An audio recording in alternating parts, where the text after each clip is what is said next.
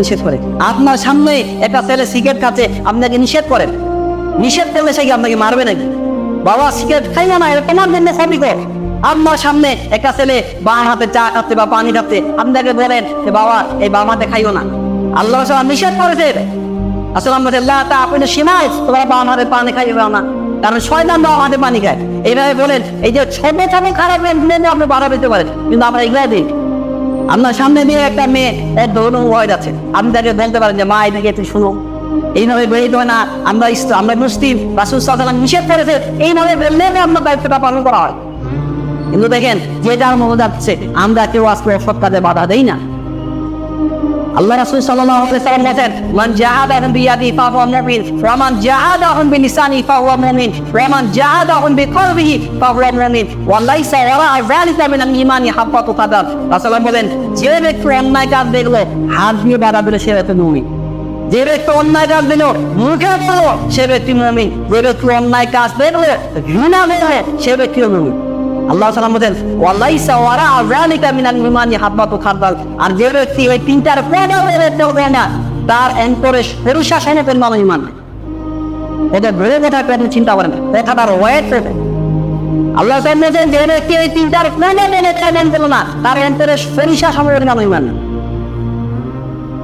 রাসূল সাল্লাল্লাহু আলাইহি ওয়াসাল্লাম বলেন, তিরমিজির হাদিস, হুযায়ফা থেকে হাদিসটা বলেন, ওয়াল্লাযী নাফসু মুহাম্মাদিন বিয়াদিহি, ওই সত্তার কসম মেরে বলছি যার হাতে মুহাম্মদ সাল্লাল্লাহু আলাইহি ওয়াসাল্লামের প্রাণ রয়েছে, লা তা'মিলুন্না বিল মা'রুফি ওয়া লা তানহাউনা আনিল মুনকার, আর লা ইশকান্নাল্লাহু আইয়াবাসা আলাইহিম আযাবান মিনহু সুম্মা তাদউনাহু ফালা ইস্তাজাবু লাকুম।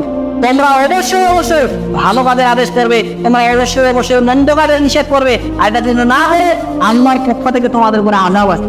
আল্লাহর পক্ষ থেকে তোমাদের উপরে বেদনা আসবে, তোমরা আল্লাহর কাছে বেড়ানের না, তোমরা আল্লাহর কাছে ইস্তেসকা ছাড়া করবা, আল্লাহর কাছে কান্নাকাটি করবা, আল্লাহ তোমাদের বেড়া কবুল করবে। তাছাড়া বলেন, ফালা ইস্তাজাবু লাকুম, আল্লাহ তোমাদের বেড়াটাকে কবুল করবে। আল্লাহ তোমাদের কোনো কথাই শুনবেন না। কেন? তোমরা ভালো কাজের আদেশ দাও না, মন্দ কাজের নিষেধ করো। রাসূল সাল্লাল্লাহু আলাইহি ওয়াসাল্লাম বলেন, ইন্নাল কওমা ইযা রাআউল মুনকার ফালাম ইউগাইরুহু আনমাল্লাহু বিকা, যখন কোন জাতিতে না সম্প্রদায় পাপ কাজ করে কিন্তু বাধা দেবে না, আল্লাহ সাল্লাম বলেন মারা দেওয়ার পূর্বে ওই সমস্ত জাতির উপরে আল্লাহ আযাব দিবেন।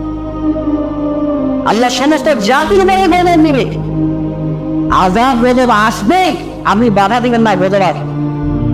আমরা জানি দাউদ আলাইহিস সালাম, দেখেন দাউদ আলাইহিস সালামের সময় আল্লাহ দাউদ আলাইহিস সালামের কণ্ঠ এতটাই সুমেধুর ছিলেন, তিনি যখন জাবুর কিতাব তিলাওয়াত করতেন, মাছেরা, সমুদ্রের মাছরা ধারে কাছে চলে আসে তার তিলাওয়াত শোনার জন্য।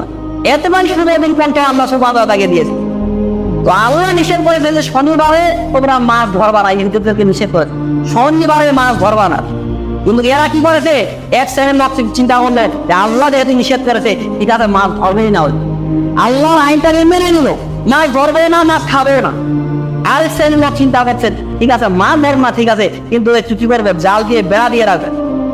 অনেকে আছে না, এই মাছ ধরাতে না আমরা আইন দেই না, তাদের পাশে আইন দেই যেন মাছটা পালাই যাইতে না পারে, ঠিক আছে আইন দেই না। তো এরাও চিন্তা করতেছে মাছ না ধরি পরের দিনে বেরবে, রবিবারে বেরবে, কিন্তু কি করি জাল করে ঘেরে রাখি যেন মাছ না কি করতে পালাইতে না পারে। একটা শ্রেণী এটা পেন না, আরেকটা শ্রেণী কি করলেন, এরা চিন্তা করছে আমরা মাছ ধরবো না, কিন্তু ওরা মাছ ধরে আমরা বাধা দিব না। যারা মাছ ধরেও নেই, খায়নি, আল্লাহ এদেরকে নাজাত দিয়েছে। আর যারা মাছ আটকে রাখেছে এদেরকে আল্লাহ বানর বানিয়েছে, আর যারা বাধা দেয়নি আল্লাহ এদেরকে বানর বানিয়েছে। তাহলে দেখেন, আপনি যখন খারাপ কাজের বাধা দিবেন না, আযাব শুধু তাদের উপরে আসবে না, আযাব আসলে আপনার উপরে আযাব আসবে।